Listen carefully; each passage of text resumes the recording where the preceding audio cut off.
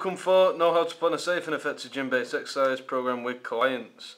Number 1, explain how to identify and agree objectives for the program based on collected information.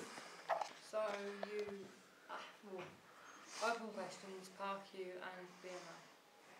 You just ask them. You get all the information from that you need to know, and then around that you'll just have to plan and you find out what they want to do, what their aim is, and then you've got a plan from around all them. Good. Number 2, describe how to use a range of equipment to achieve the client's goals. So depending on their goals, you could use equipment from cardio machines, which would be in your warm-up, so a treadmill, cross trainer. Your medicine balls, for example, chest pass or floor exercises. Your free weights, so your barbells, your dumbbells, and also your stepper, which you could use as well, but that'd be known as your cardio as well. Right, good. Number 3, outline the health and environmental factors which can influence safety and group/individual working space. You've got to make sure that the gym is always clean. Every day make sure it's clean. Tidy up after using the dumbbells. Make sure that the area that people train in is clear with no safety hazards.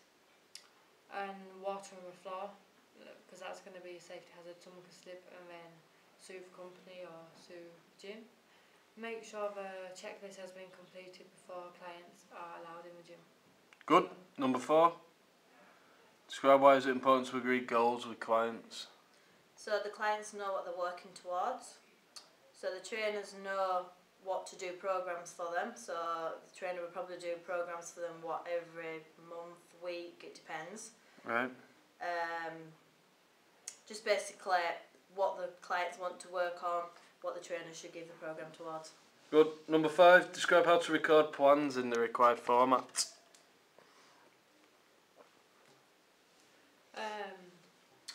Keep the client's log on a computer or in a folder, safe.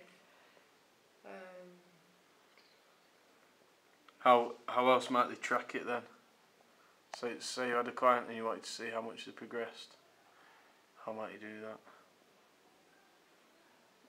What might you do? Graphs, good. Graphs or writing it down just on simple paper. I think that's about it. And then you've got to make sure that it's stored away in the manager's office so that no one else can get their hands on it. Good. Outline risk assessment / management procedures, number 6. So that would be your EAP again.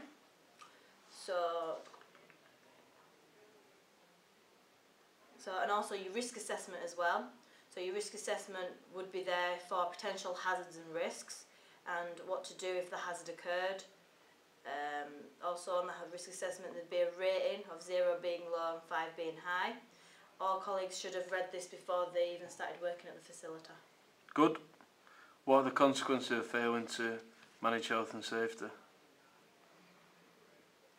So what might happen if you don't manage it correctly? Health and safety.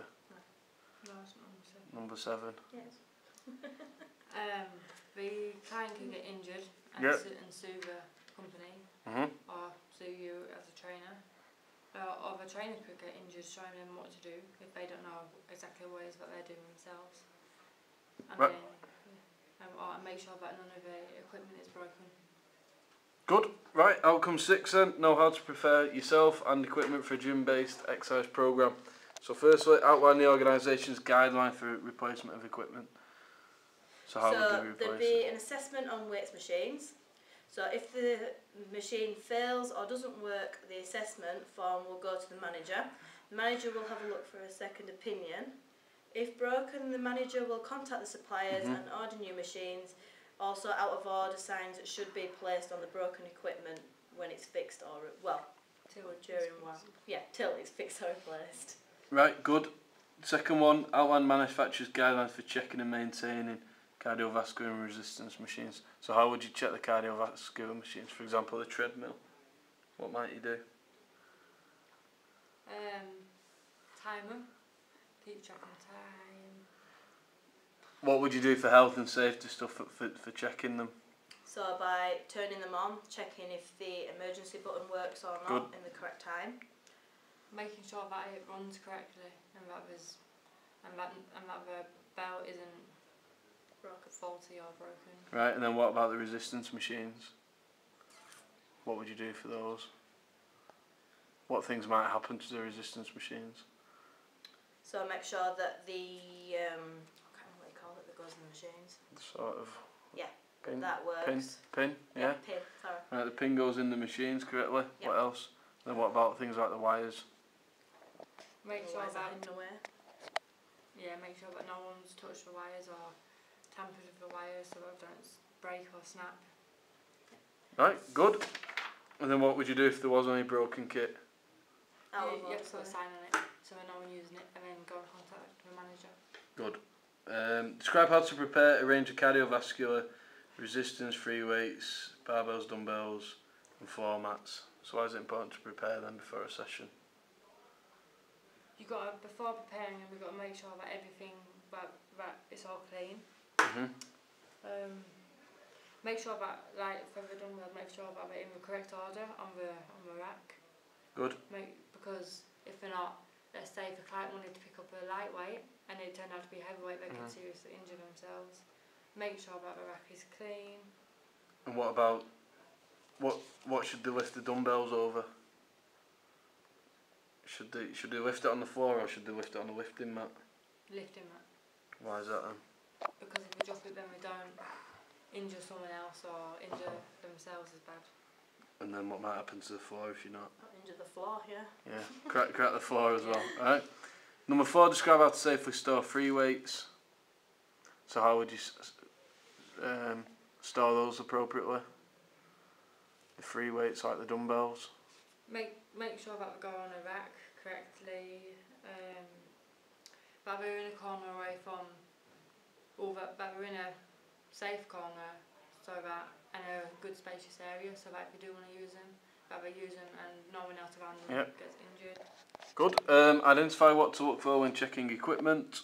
So that it's not dirty, broken, eligible to use, all parts are there. Right. Describe safe manual handling technique. So if you're picking up weights off the floor, what things would you tell a client to do? Look out for any hazards, like if you trip up over a mat or something. Use the correct technique shown by the trainer. So what's that then? What's the correct technique? What if you're moving something? Picking the weights up from the floor, yeah. 2 hands. Yeah. Do you keep your back straight or bend it? Keep your back straight. Keep your back straight, and then what do you do with your knees? Bend your knees. Bend your knees. And what, you're looking forward, backwards, where? You're looking forward. Looking forwards, alright, good.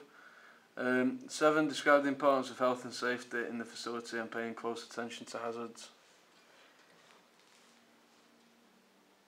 So why is it important in general, in doing the hazards? If you didn't have if you did have hazards, then it'd be causing injury on clients and also colleagues, also that you'd lose custom. Good. If you had hazards. Describe reporting procedures for health and safety. So how would you report them? What if? Yeah, if something happened. You'd write it down. First aid book. Yeah, first aid book. Or what's the other one called? Accident. Accident health at work, is it? Accident. Yeah, a health book. Anything like that. And what about telling a supervisor or manager? Yes, you do that as well. Right, good. Number 10, explain how to ensure, or say for instance you had a child and they got injured, who else might you phone then? Their parents or guardian. Good, alright. 10, explain how to ensure an instructor is fully prepared to instruct gym-based exercise. So what things does a gym instructor need before they can start working? To know what time we're going to run to. Right, so timings. Skills. Watch, make sure they got a watch, yeah. What else? Know what the actual planning for the session. Yeah. So know the session outcomes. Know what correct equipment we're going to use and what weights Yeah. we're going to put them on. What about qualifications they might have? Well, you need qualifications as well, yeah. Make sure they got the right one. What about any police stuff? Make sure they get your CRB check. What about any kit? What sort of kit might they have to wear? Suitable kit that the gym trainers. provide you with. And what else might they have on? Like stopwatch. so people know who they are. A badge to say what the name is. Right. Right, good.